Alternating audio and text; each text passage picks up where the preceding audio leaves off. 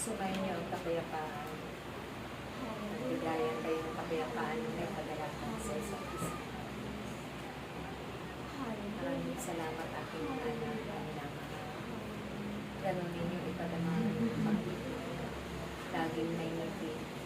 Kahit man kayo ay mga nararanasang pagsunod sa inyong buhay. Sa araw-araw ay laging may nakalaan ng mga biyaya at grasya ng Diyos sa bawat isa sa inyo. Kaya pawiin ng Diyos ang inyong mga kalungkutan ng mga kapigatian ay hindi darating sa inyong buhay. Maliban na lamang kung kayo ay hindi tutuloy sa inyong mga tungkulin. Gampanan ninyo ito ang may kalapit ng kagalakan ng pag-ibig upang magkamit ng kabuluhan ang inyong mga paggawa at laging maparangalan ng Diyos na dakila sa aking mga anak. Mahirap na kung minsan ang pagkakataon ng mga salot ay nararanasan. Subalit sa kabila ng ito'y inyong maitataboy sa apoy ng Diyos.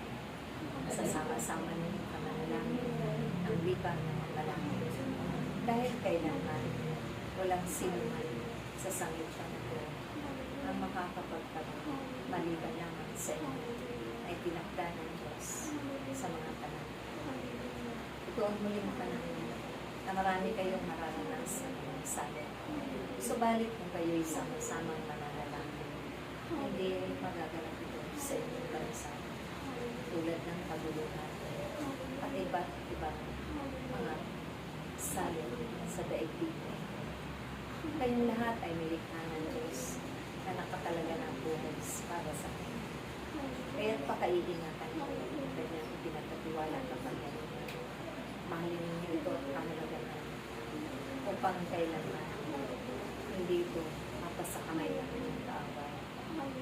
Kayong lahat ay sama-samang panalangin na taigting at maglingkod ng may katapatan.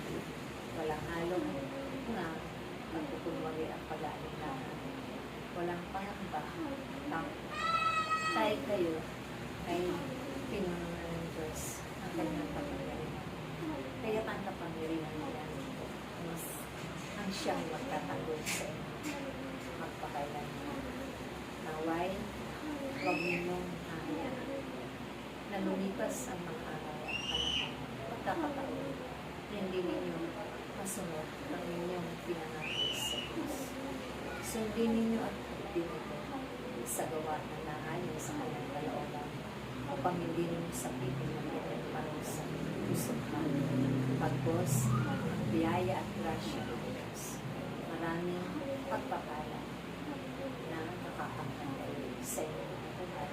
10 ng inyong salita at aklan.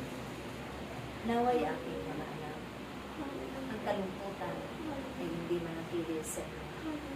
Ang manatili sa inyo ay ang pag-ibig at pagpapala at kagalakan. Dahil ang lahat ng ito ay mabubuting bagay na kaloob ng Diyos. Maging makapagpawal ng bawat isa, maging ang inyong kalooban, ang inyong pananalig, pagtitiwala ang pananampalataya at pagpakailangan.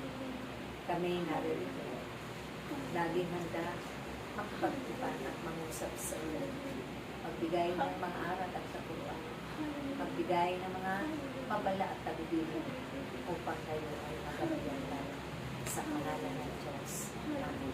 Sa ngalan ng Ama, ng Anak, ng Espiritu Santo. Amen.